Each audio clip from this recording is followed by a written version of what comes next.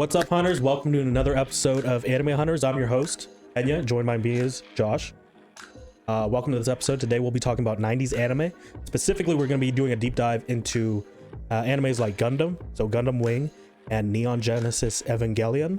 We're going to be looking into what makes the 90s mecha anime. These are the more popular ones, like what makes them tick. We're going to deep dive into each one and then look at similarities and differences. Let's get into the video. These were definitely some of the more popular ones. I wouldn't say they're my favorites. Yeah. Let's put that out there right now, a little bit. I don't think I've seen enough 90s anime or like just mecha anime to have a favorite. Right, and I mean, I definitely think Wing is probably one of my favorites. I'm gonna tell you, bro, that was probably my first Gundam. Yeah, dude, that definitely holds a place in my heart, especially with it was just very different because it's not these people just controlling it. Like they literally go into the little suits, they got to pop through, and then it's actually their movement, so it's like mirroring it, like kind of that what's that robot fighting movie? You know what I'm talking about? Robot fighting movie? Real Steel, I think it's what it's called. That sounds about right. Yeah, and it's basically the dude's boxing on the sideline. It's the robot doing the fighting, and it's similar to that, and less of the actual, hey, I'm operating this machine. I think I prefer those a little better now, just because it's like that really shows the skill. But back then, oh dude, that was pretty savage. So it's up there with Wing. I think Wing is just I think there's a lot less plot holes and stuff like that in Wing. I mean, I guess we're probably just going to start with Gundam Wing anyway. Right. Can you give a quick overview of Gundam Wing for anyone who hasn't watched it?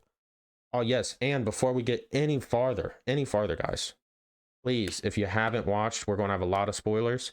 If you continue, don't be mad at me, Anime's only like 30 years old. Right. Warned you. Now let's get into the meat. Let's see. So Gundam Wing is basically it takes place in the After Colony for the Gundam series is. It's one of the alternate timelines. The original like OG that everyone knows is going to be in Universal Century, and so this is like a completely different timeline. The colonies is a similar plot that they usually have. Colonies are being oppressed by the Earth and they want their freedom, so there's a rebellion that's starting. They send 5 different Gundam pilots that have no contact. They don't even know about each other because everything had to be so secret. So 5 different scientists each designed a Gundam based off of an original build that comes up later that Zex Marquis uses. But they go down to Earth, cause a bunch of strife and issues and just constant battles. And then it's basically the story ends where the rebellion comes to a head in a sense in its entirety. So that's kind of the gist of what we're dealing with there. But one of the big things that I do like just in the story overall, I'd say, is probably the fact that you get to see like the psychological effects and a little bit on the surface of the characters. You don't actually go into their heads a lot, a little bit. But for the most part, it gives you this overarching story of like, I'd say more real world stuff. There's corruption, there's backstabbing on both sides of the fence. There's infighting, several coup d'etats. I mean, there's like 3 or 4 throughout the series. Probably not 3 or 4, but there's at least 2 to 3 coup d'etats throughout the series. And you get to see the new government coming in and kind of, whoever wins is right in the public's eyes type of thing. Just keep happening over and over. And it does deal with the big, one of our biggest issues is just as a people, we can't stop fighting each other. There's always wars there. I mean, every day there's a war going on somewhere. There's some type of strife going on. But also it gives a really good historical reference, if you will, on kind of like how we operate in the real world here. So that is something I really did like about Gundam Wing, is it really gives you a vibe for all those different aspects of life and what can happen and kind of how things go with, just trying to bring in new ideals and change the culture and the kind of the building blocks of your nation, your community.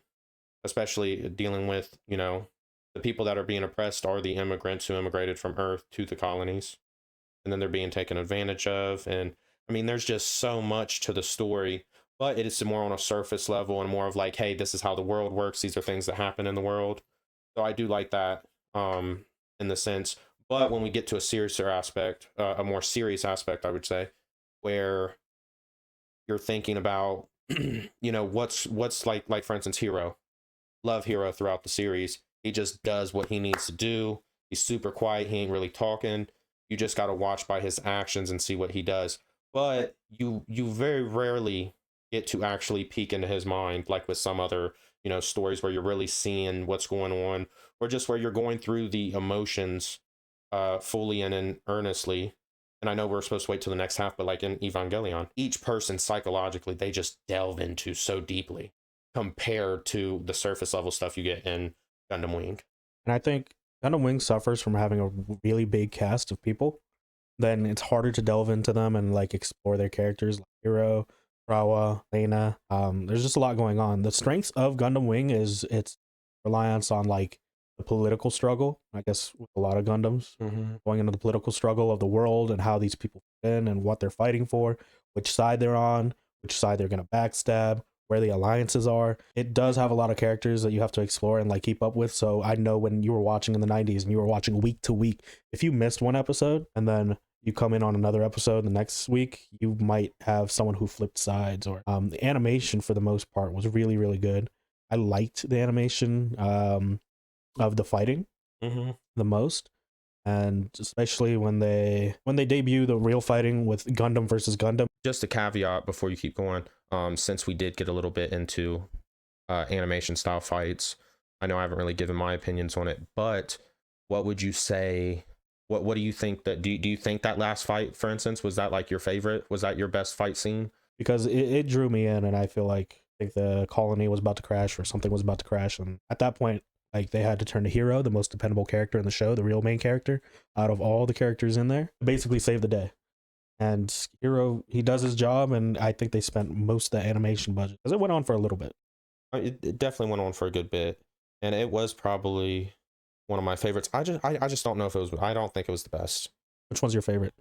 So I know when Catra shows up initially in Zero, that's one of my favorites. I know there's not a lot of real fighting going on there. The first time you see that cannon and he splits it apart and he does the little 360 just laser beam, man. Oh, that got me. And plus, you don't get to have it as much psychologically.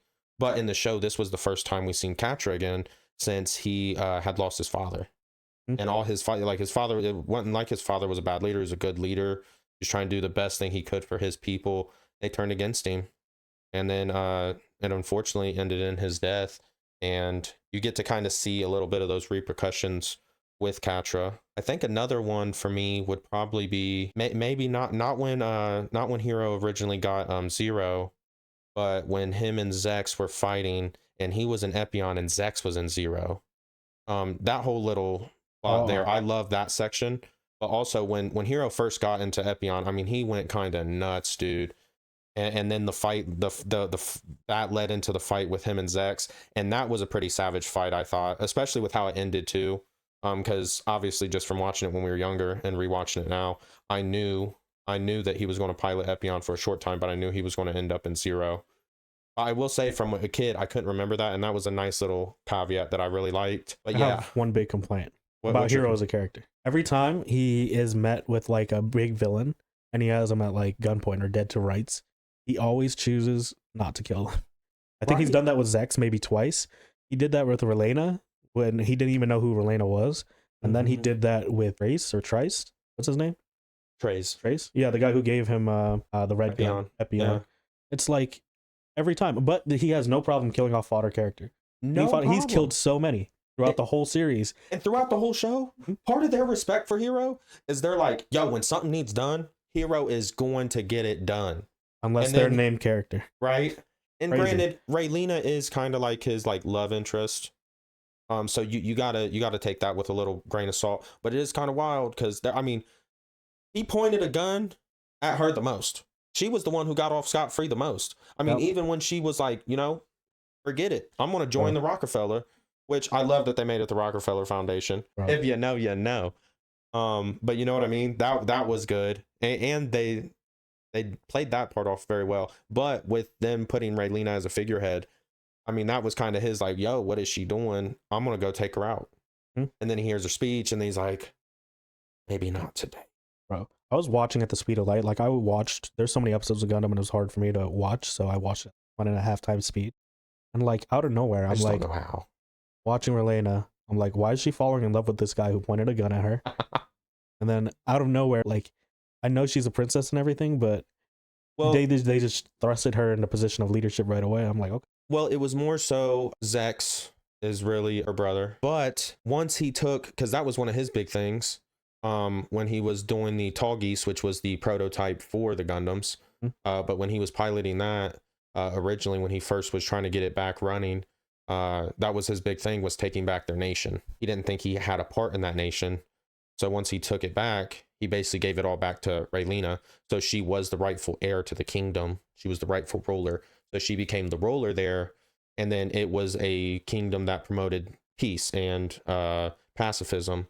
So that's why the Rockefeller Foundation ended up inviting her, because it's basically all the leaders of all the nations, in a sense. I'm sure they're not all, there's some nations that probably got a whole crew up in there. That was the sense for me. At least that's the way I seen it. And I felt it came off to me was because she was, just in that country, she was posted as the leader of that nation because of her familial ties. She inherited it and basically became like the queen. It was like she was put in that position and she was ready for it. And like, surprisingly, she advocated for peace a lot too. Right. And she did stand on business. I will say that. I was surprised. I was a little upset when she became the figurehead for the Rockefeller Foundation. But, you got to survive, I suppose. But that was one of her decisions that I really didn't agree with. And half the time I'd just be like, shut up sometimes. But she stood on business. She stood on business. So you got to respect that bare minimum. It was crazy though. Just back to how was she falling in love with Hiro? I mean, literally the first words he said to her was, I think it was like, did you see? Because he wanted to know if he was compromised, as he was ready to take her out right there. And I think that was the only time he was actually willing to, because then he, the ambulance showed up and he's like, crap, witnesses, I'm gonna just steal this ambulance. And then the next time they see each other, like, they ain't even really talked. She just seen, oh, he's at my school now, and I'm gonna give him a invitation to my birthday party. Everyone wants to come to my birthday party. And the very next thing is, he literally leans in and goes, I will kill you. All these characters are insane.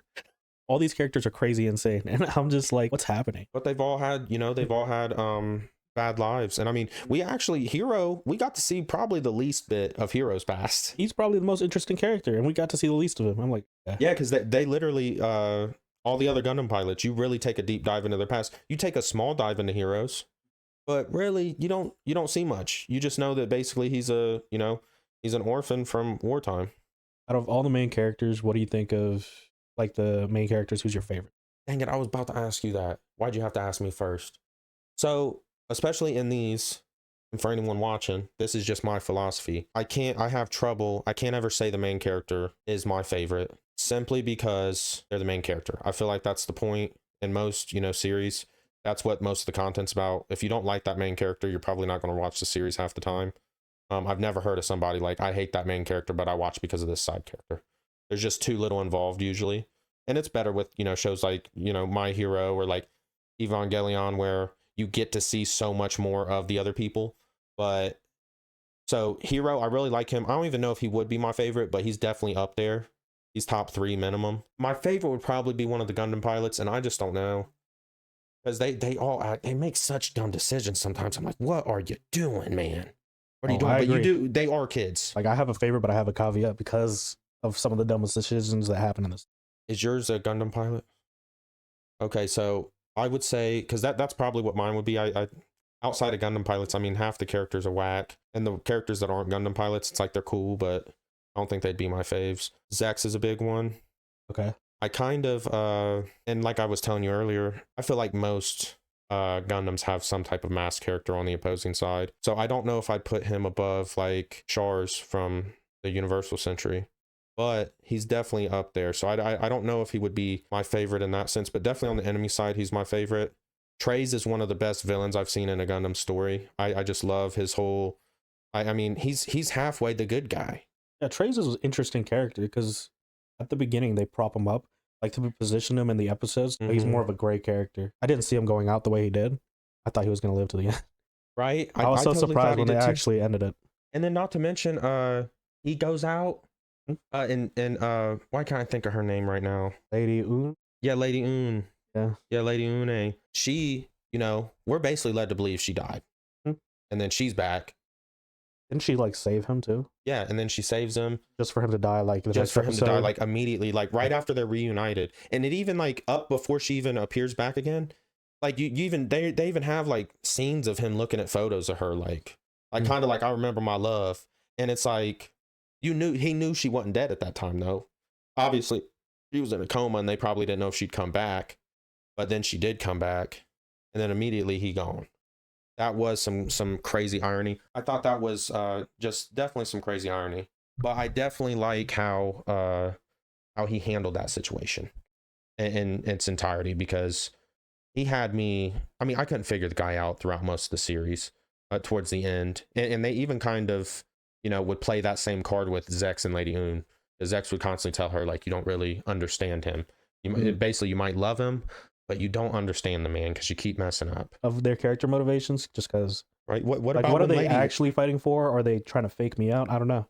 Right? Then what about Lady Un when she's going through split personality disorder? I'm just like, what's happening I'm here? like, man, I'm trying this to follow. lady. I'm like, oh no. And then I think on the the hero side, if you will, on the rebel side, probably I'm torn a little bit.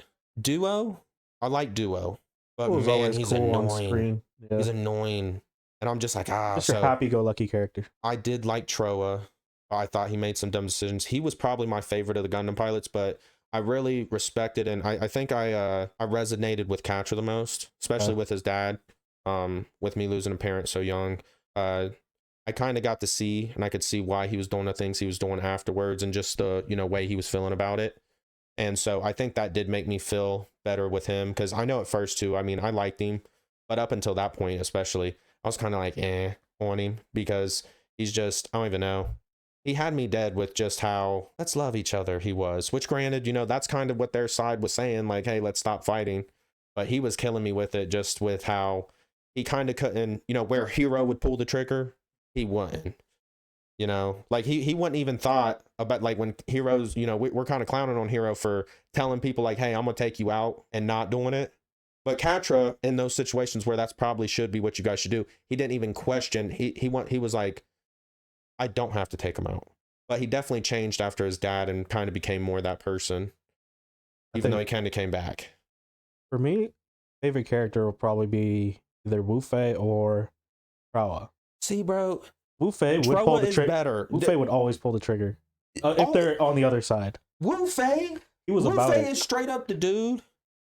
He invented kamikaze attacks. He's crazy. He's ready for it, bro. I love it. But he killed me the most. Like, just throughout everything, I'm like, dude, the highest respect I gave for him was when Trey's called him out. Like, hey, you got a Gundam, I got a Gundam. He's like, I got a sword. Here's another sword. Let's have a sword fight. I respected that scene a lot. And I love the fact that he took him up on his offer. And the fact that, he could have jumped back in his Gundam and just killed Trey's, but he honored the duel, and it messed with him. It made him stronger. But just a lot of his decision making throughout, I'm just like, what are you doing, man? Right. I mean, it was on site. I mean, even with the other Gundam pilots, they were all kind of like this throughout the series, where it was like, you could tell they really had just met each other. And it's like, I don't know for sure that we're on the same side. I know you got a Gundam too, and we're both fighting, but you got your different reasons and I got mine. And I don't trust that you're actually my teammate. They were all kind of like that throughout, except for Quatre. Quatre was just like, guys, we need to be a team. The whole time. We need to work together. I don't know y'all, but we need to work together, and it'll be cool. It was cool, but it killed me when they did wipe Troa's memory. That's the thing I hate the most about the story. Troa was great up until that point, because he was sweet. He was piloting all that blue and red mecha with the shield and the literally that was you could amazing. Hero was still a better pilot. Yeah, but I mean, you know what I'm saying? Troa is legit. That, hey, I'm the second in command. Yeah, he's keeping up. He's if Hero is Luffy, bro, Troa would have been Zoro. It was so jarring to me. Duo would be Sanji. It was so jarring to me because Troa was basically set up kind of like the second in command. He was like the Sasuke of the story. He was strong, and then out of nowhere, he loses his memory, and this dude is back at the carnival. I'm like, what am I watching? Why is he back at the carnival? Why isn't he out fighting? I'm so mad. But by the way, I just love that you say that too, because not to mention, since you didn't watch Endless Waltz, similar to where I didn't watch the movie for Neon Genesis, in Endless Waltz actually, it takes a deeper dive into all the, the backstories of all the guys. And that's why I probably know a little more than you, I guess, about them. Takes more of a backstory, and it kind of shows like what leads up. Because originally, Endless Waltz is basically the original people who designed Project Meteor, which is the start of the series. Okay. So that when they all got sent out, that was not the original plan. That was like a coup d'etat.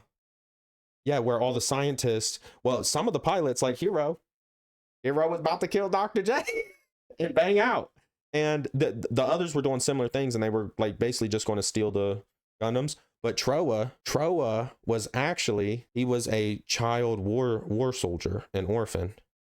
And his real name isn't Trowa. Trowa Barton was one of, like, he was supposed to be like the original head honcho that like helped get everything. He was like the son of the original guy that created everything. In which they all kind of, it's all aliases for him anyway. Yeah. For the most part, except for Katra's definitely. Yeah, that's he gave his whole name. He's like, I 100% trust you. I'm Katra Rababa Win. This is my family. This is where I live.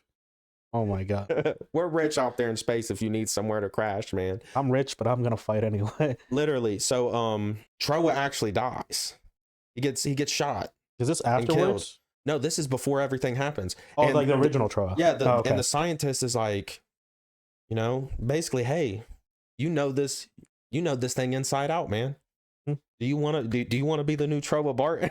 He's like, dude, I'm Trowa now. Okay. And that's why funny. I think that's part of the reason why he had such, like, everyone else was more crazy. I think that's why he was so more reserved. Mm-hmm. One, he didn't have as much going into it. He had been on the battlefield constantly, and I don't think for him it was, you know, colonies versus them. I think it was just he was done with everybody and all the wars. So I think that was just a little bit that we got back into there, which it'd be nicer if you did watch it. But you know, we're here and we're here doing what we got to do. You get to see that happened with Trowa. So he actually wasn't the original guy, which is just funny. That makes him even more interesting. That makes him more my favorite. You know, minus the memory wipe part. That was a terrible part of the story. I mean, it was, but I mean, it makes sense because, you know, a lot of people we thought died and then they would just show up or nothing would happen. You know, main cast anyways. So what I liked is the fact that even though we had that, he did come back. I was glad he did, but it showed that the reason why he was gone is like, hey, I'm doing well, but I don't remember who I am, man. And he also originally, when you get to the nitty gritty in Endless Waltz too, it's great because you get to see like, hey, he really wasn't even Trowa Barton.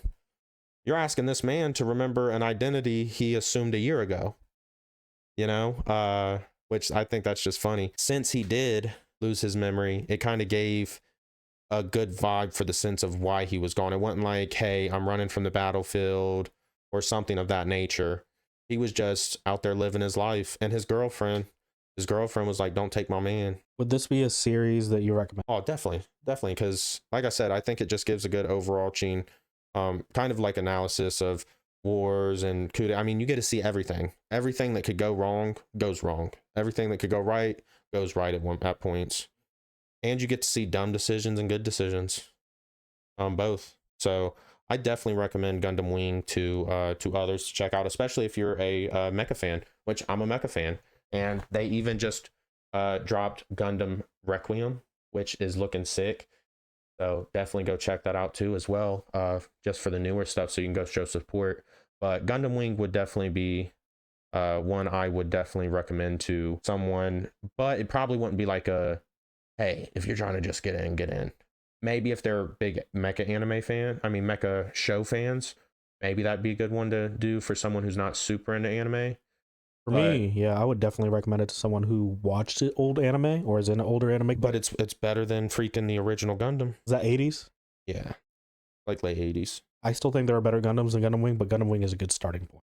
If you want to go back to that older animation style, just know it comes with some limitations because it's like, back then they were broadcasting week to week. So it's like episode of the day. And then there's one whole story in an episode. And it doesn't, there's an overarching story, but there's not 2 or 3 part stories of like one battle. Oh yeah, bare minimum. And that's kind of how the other like the other Gundam was too. But I don't know. I think definitely the animation's good, especially for its time. It was good. Openings were pretty decent too. I didn't think they were pretty bad. Opening was alright. I think the ending was okay too. There was one opening and one ending, as far as I know, on the main anime. There was a couple. Oh, was there just one? No, they like halfway through they changed it. Well, I'm not a good resource for that because I skip the opening every time. I skip it a lot too, unless it's a banger, which I think on Neon Genesis too, I was kind of skipping it. I think it was a little better. That one I liked a lot, but I skipped it because I've heard that song. And I did think it was better than Gundam, so I will give it that. Is there anything else that we wanted to jump in, like questions, anything else that you wanted to kind of either pick my brain or that you wanted to get off your chest per se about Gundam Wing? What was the biggest flaw? Biggest flaw for me? Yeah, what was the biggest flaw in the anime, characters, whatever? I just think some of the story, it was limited by, because it's like episode of the week, we're going to go to the battle. Episode starts, everything's peaceful, we're playing basketball or some shit. Playing basketball, we're at the carnival doing tricks and acrobatics. Dude, I don't think I even seen them play no, they did Hero play basketball once, you're right. Yeah. And it's like, bam, oh, there's a battle, we gotta go fight. We gotta go kill some people, unless they're a main character. The pace was a little crazy, especially with it being, you know, how many episodes? Is it 50? Gundam Wing was 49 episodes. 49. Yeah, especially with all the episodes. It was a bit fast paced, but then there was some things that I think they did kind of spend a little too much time on occasion. But for me, it was like all those extra scenes of like, hey, like they're playing basketball, they're at the carnival, or they're just having fun. It took away from the overarching story where they're supposed to be in a war and like things are supposed to be serious. They can get killed at any time. So I felt like that was a limitation for the series. Right, like, but I feel like they needed it, especially because in the beginning they were undercover. They weren't supposed to be known. You know, they're trying to blend into society, and they were all on their own. So, like for instance, you know, Roa goes to the freaking circus. I hated it. Hero, hey bro, he rode with that circus the whole time. That chick, what was his girlfriend's name? I can't remember. Rebecca. Yeah, Rebecca. He rode with Rebecca the whole time. Well, she rode for him, really. He's like, stop reminding him of his past. He forgot everything. Now everything's good. He's at the circus. Right? He ain't gonna leave me again. Don't let him pilot Gundams again. You see the trauma you put him through? Look at him grabbing his head. Oh, that killed me. But shoot, that battle leading up to, I mean, he was really the cornerstone of everything that was going on right there. I mean, he infiltrated the ranks. He got them to where him and Hero were piloting. He was so good. They were like, this guy's sweet. We got to keep testing him to see if he's a Gundam pilot or not. And like he would pass the test, at least at the beginning. Right, and then Troa had to come acting out. Basically killed him, which that could have been, you know, prevented a little bit too. I mean, Troa was, I mean, his suit was messed up, and he could have got out of that thing a lot sooner. That's all I know. But he still survived, so I guess it's like, you know, maybe he should have stayed in and did what he did. There were so many scenes where like a Gundam would explode. It would be an explosion, and then they just get out of it scot-free. Like, these guys they're nice Gundams, I guess. Plot armor, man. Plot armor is strong in some parts. That's my biggest complaint. Yeah. But it's still a good watch. Well, because that's the thing, too. Originally, when Hero blew his Gundam up, I mean, he was outside the cockpit, dude. Mm-hmm. Still survived. Had like a head wound from falling off. Like, the only person I'm convinced died, like, big character, is Trace. Yeah. Yep. And Trace knew he had to die. That was kind of half. That was a shame. That was kind of half of what he was trying to do, which was crazy. I think for me, it'd probably be similar to yours, because some stuff, just with how fast certain things had to go, I think if they didn't have to do that, or even if, like, you know, even if they do show those times, like I said, they were undercover, they could show a little bit of it.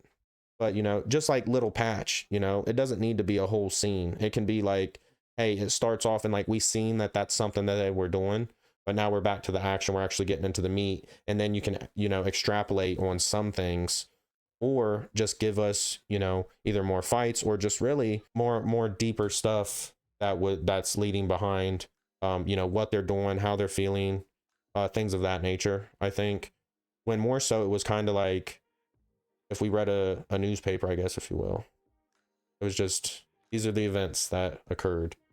Sometimes it wasn't all the time, but some of the story did seem like that occasionally, like especially when Raylena's nation, why can't I think of when their nation got taken out and they basically got absorbed, you know, and she became the leader of the Rockefeller. That all happened so quickly. I'm just like, what the heck, man? I mean, it snapping my finger and all those events took place, and it was like, okay, I'm the leader of Rockefeller now. I'm with Rockefeller. And I just felt like that, for instance, that's something we needed some more time on. Yeah, especially if you're put in a political position like that, like a high power position like that. I accepted her too easily, but just for the plot to go forward. It is Right. what it is. And it was nice that she did get support from inside the Foundation. And it showed that, you know, even that ruling class, you know, it's just regular people like you and me. So I think there was a lot to take away from the anime, and would highly recommend it to anyone else, especially if you're into the older stuff. You know, sometimes it is older animation. It's nothing crazy. I think it was good for its time, so it's not like it's super behind the times or messed up or anything. So I don't think you would have to deal with that if that's something that would turn you off. But definitely recommend if you're especially big into mechs, man.